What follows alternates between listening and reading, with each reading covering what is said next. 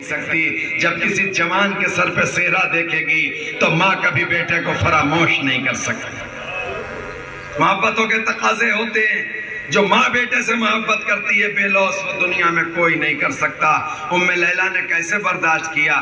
جب ام لیلہ اجازت دینے پر راضی نہ ہوئی تو علی اکبر نے اتنا کہا تھا، مادر گرامی جب قیامت میں میری دادی پوچھے گی کہ میرا بیٹا افضل تھا یا تیرا بیٹا افضل تھا، ام لیلہ نے یہ سنتے ہی کہا میرے لال خدا حافظ۔ علی اکبر رخصت ہو گئے اور بہت سے ذاکرین سے آپ سن چکے، اس کے بعد بھی مجلسیں ہیں۔ علی اکبر رخصت ہو گئے، میدان قتال میں آ گئے اور علی اکبر کی جنگ، اللہ اکبر، علی اکبر کی جنگ جب کعوہ دیا ہے آپ نے رہوار کو تو کشتوں کے پشتے لگائے، میمنہ میسرے پہ الٹ دیا، میسرہ میمنے پہ الٹ دیا۔ میر انیس نے لکھا ہے کہ لاکھوں سے لڑ رہا تھا اکیلا وہ نوجوان، سب پہ گر رہی تھی تڑپتے تھے پہلوان، ناگاہ سر پہ تیغ لگی سینے پر سینہ، تیور آگے رہ گیا پسرے شاہ بے کساں۔ ارے بہنے سے خون کے زور گھٹا زور بڑھ گیا اور گردن سے راہوار کی غازی لپٹ گیا، اسپے بابا میں آنے کی طاقت نہیں ہے، تو مجھے میرے بابا تک پہنچا دے۔ اور اب کیسے پہنچے، کیسے گئے میدان قتال میں اور کیسے آئے؟ میں نہیں کہہ سکتا کہ کیسے پہنچے، پوری روایتیں ہیں، بہرحال پہنچ گئے۔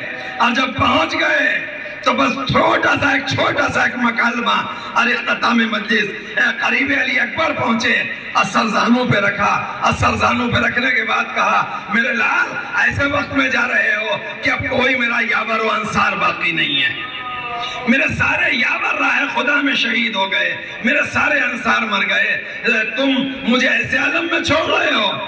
علی اکبر آخری لمحات میں ہو، میرے لال کوئی تمنا ہے، کوئی آرزو ہے، کوئی حسرت ہے؟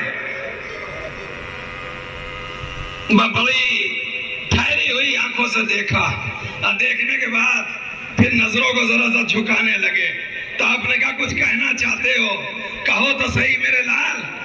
باپ نے کہا بابا میری ایک تمنا تھی مگر اب پوری ہونے کا وقت نہیں ہے۔ بھائی امام نے فرمایا کہ نہیں یہ آخری وقت ہے تمہارا، میرے لال تمنا کو بتاؤ تو صحیح کہ بابا اب وقت نہیں ہے کہ میری آرزو پوری ہو۔ باپ نے کہا تمہارا باپ صاحب موعظہ ہے، تمہارا باپ صاحب کرامت ہے، تم بتاؤ تو صحیح۔ ہلکی سی آواز سے کہا بابا میرا صغرا کے دیکھنے کو دل چاہتا ہے، بابا میرا دل چاہتا ہے کہ میں صغرا کا دیدار کر لوں، میں وعدہ کر کے آیا تھا، میں اپنی بہن سے نہ مل سکا، میرا دل چاہتا ہے۔ با حسین کو بڑی صغرا یاد آئی